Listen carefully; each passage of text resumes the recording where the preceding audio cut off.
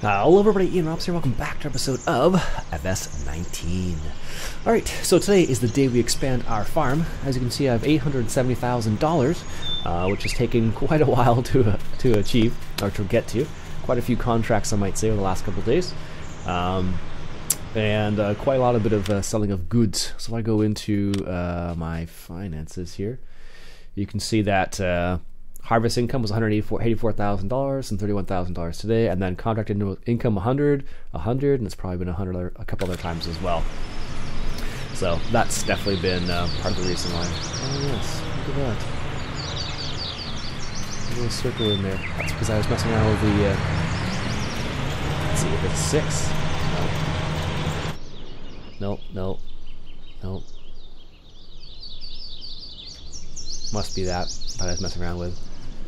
Anyways, as you can see, I was messing around with the icons here and all this jazz. That's when you have the console commands enabled there. I forget which button is it? 9? Anyways, so today we're gonna go ahead and buy our next expansion of the farm. So we could do. Still can't do this guy right here.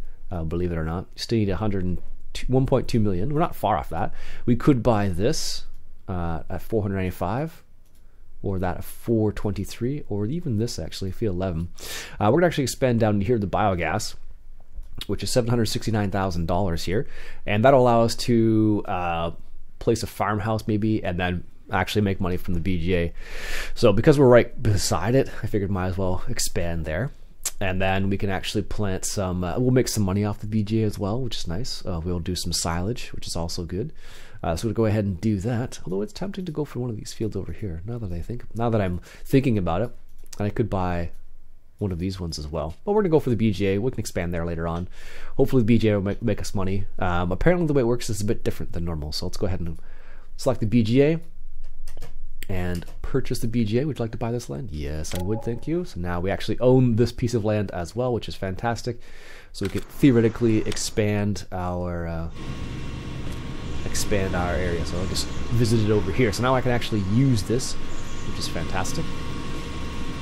Put the silage in there, which is good, which means we'll probably need a wheel loader at some point. But for now, we'll just stick with that. So that means we can also use this little chunk of land down here now, because before we only owned a small portion of it. Now my idea is we're going to put maybe a house here in the corner right by the BGA, or we could put it behind, but it requires a lot more landscaping, but we actually own all this now, which is fantastic. So we can actually put something down in here. So what I was thinking was maybe a chicken coop somewhere down here. So actually we own all this land, so we should be able to place it in most areas. Well, maybe not over. So somewhere down here, which wouldn't be too bad. Now I think we need to consider is the fact that I think I want to have a house maybe on the corner here somewhere. I don't know. We can't quite afford that yet, so I need to keep that in consideration, or keep that in mind as well. So, but I'd like a chicken coop because I'm kind of curious about them and how they work in this versus the other one. I could move it eventually. What's going to be the best way? Let's rotate this a little like this. I think pointing outwards like that's going to be our best bet. If we put it close to that field. House is over there. A road going through here maybe. I think somewhere up here might be a good choice. And then it's kind of in the way, not so much in the way, so let's go ahead and see if we can't find a spot. I'll be back in a sec here. So this is where we're going to put the chicken pen right here. I think this is a good place for it. Let's go ahead and do that. Excellent. Construction costs, that's fine, 21,000. So now we have chickens, or we can get chickens at least. Open the animal dialogue. We can buy white chickens or black chickens or brown chickens. But why do we need a rooster? I don't know how this all works. Buy. It doesn't cost us, oh, $50. There it is. It's like, it doesn't cost anything to buy them. Let's see what it says in the information here about chickens specifically. They don't say horses, pigs, chickens. Here we go. Pallet eggs appear next to the chicken pen. You can move these pallets by hand, put them in your pickup truck, or sell them at the selling point. Okay. There we go. We can even open the gate up here if we want to. Sweet. So let's get, I don't know, one rooster, and let's say, I don't know how many that is. Actually, not that much money. How many how many chickens is that now? Does it tell me? Nope. No, it's okay. Let's go with this. I don't know what difference it makes. Confirm. Now we have chickens. Alright, let's go ahead and grab our small little trailer here, which is right behind us somewhere. I think we have it in between here somewhere. Where did I put that thing? Unfortunately, our silo is kind of far away from where we're at now. Oh, this routine there. That's why I couldn't see it. Alright. Let's go ahead and grab that.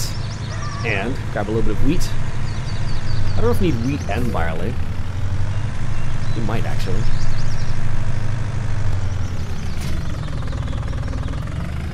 So we have a little bit of wheat, I believe, in our silo here. So let's go ahead and grab some of that. We actually have some in our trailer already, apparently. I don't know how much we're going to need. Let's just fill up this trailer and see what happens here. There we go. Perfect. And I'll see you back at the chicken pen. Alright, made it back to the chicken pen over here. Let's go ahead and give them some wheat. I don't know how much they're going to need. Oh, that's a lot more than I thought they were going to need. So, now we can actually go into here. Productivity is 20%. Condition, cleanliness, wheat and barley are good. Chickens require clean feeding area. Feed them any of the following food types. For best results, provide the most effective food type. So wheat and barley, effectiveness 100%, so we don't have a choice. So wheat/barley, so we could do either. So we have 22 brown chickens and 1 rooster. So there you go. That's kind of neat how they do that now. So I suppose the pallets show up. So here's our feeding area right there. And I guess the pallets show up right here, maybe. Looks like we have a little bit of a ridge here now, though. We'll have to smooth that out. Let's go ahead and do that now. Do a little bit of landscaping here. We want to sculpt. I want to just smooth it out for the time being, I think. Yes.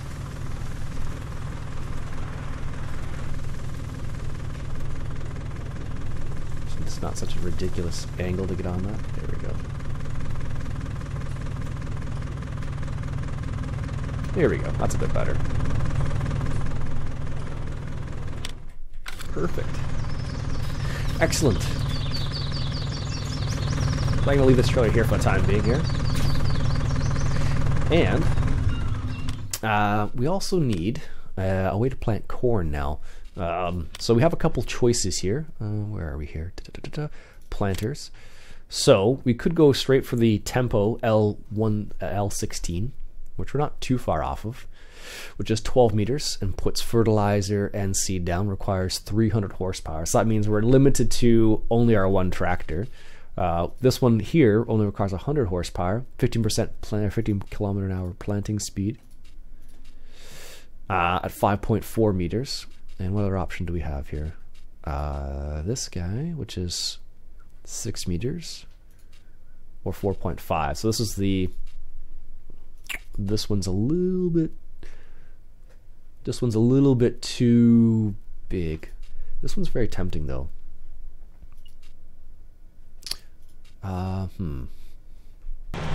Okay, so this is what I was thinking. Instead of planting corn, I could plant grass instead. And then what I could do is, instead of using just a forage harvester head like this, for example, that collects the corn, I could use like a straight cut one that does like this, and then cut the grass and make it into forage right away. So that's what I was thinking, do something like that, because then I don't have to worry about replanting every single time as well. That means we can save some money on the fertilizing and seeding costs, at least initially. because right now we don't have a whole lot of money. We'll need to rent that forage harvester as well, which will be a little bit on the pricey side. So we got this guy finish up here. It's going to plant grass down this field and then go from there, basically. Of course, we can always do some contracts in the meantime. As you can see, there's quite a few random fertilizing contracts I could do. So, actually, speaking of that, I leased this little guy here, the Hardy Rubicon 9000, which is a pretty epic sprayer, self-propelled sprayer, actually. Oh, we could actually get underneath that. That's pretty neat, actually. And I'd say it's pretty neat because it can fertilize a field faster than most things, because it can. If I go into my self-propelled sprayers here, you can see that it can go 50 kilometers an hour, and the working speed is 25 kilometers an hour, and a working width of 48 meters, which is huge. So it can fertilize the field very quickly in terms of speed and whatnot. So I've been using that to do some of the fertilization contracts and make a little bit of money on the side. So it's been pretty good in that regards. Let's go ahead and just take over from this driver because he's not going to know where to go. There we go, the last little section here. There we go. And like I said, we'll do the grass, I think, for now, and then we can always switch to corn later on. Just so we make some initial money, because right now we have a little bit of crop I think we still have a little bit of wheat in the silo, which is good because we'll be able to feed that to the chickens for the time being. And also their reproduction speed has updated, so now reproduction speed is at 11 hours. It was at 50 hours before, but I guess it registered that it's clean and it registered that it has food, so we're good to go there. Doesn't say it needs water at all, it just needs wheat apparently, so that's good for us. I don't know what the maximum capacity on that pen that we placed down was, though. What's the maximum number? 100 birds here versus 400 in the large one. I could have put a big one down, I suppose. And a horse paddock, large pig enclosure, 80. So we'll see what happens there. There we go. Finish up the soft little pass here, and then we'll get the cedar down. Start putting a little bit of grass down. There we go. The nice thing about the cedar is that it actually moves quite quickly, and I don't believe we need any lime or anything. No, we're good. All right, let's switch it out here. So we could actually put a shed down that corner now too. Because what I've been doing lately is having it start from the bottom and head into the top, because that's where I basically just been storing everything for the time being. There we go. And that is the wheat. We don't want wheat. We want canola, soybeans. That is oilseed radish, and that's the grass. There we go. So we'll be able to get this guy seeding down this field here, and then we'll be able to come back and actually harvest the grass off this field as well, which would be good. And again, if you're wondering what those cones are from, that is from the that's from console commands enabled. And we can make this go faster because we can go faster than 15 kilometers an hour. There we go. Plant some seed down there, so it should come up as grass right there, as you can see. There's just too much of it to be enabled, so we'll be able to do this, have this guy work at that, and then we'll be able to come back with a forage harvester and harvest that up, which will be good. I don't know how this works with the eggs. Is that like an incubator kind of idea? There used to be a mod where you could have like an incubator and everything back in FS15, and I wondered about that, if those little lines are going to be skewed now that I've flattened that area out. And indeed they are. And we can lock in here. I wonder if we'll lose chickens if we leave that open. Here, chicken. Bark, bark, bark, bark. That's what kids do sometimes. Doesn't always work. They don't make much sound though here, apparently. Only you, the rooster, makes the sound. Huh. There we go. Alright folks, we'll leave that there for the time being. We'll come back next time and we'll do a little bit of forage harvesting there. And until next time folks, my name is Ian Robson. Hope you enjoyed. If you like what you found, go ahead and hit that subscribe button. If you're wondering if I'm sick, I definitely am. Catch you guys later.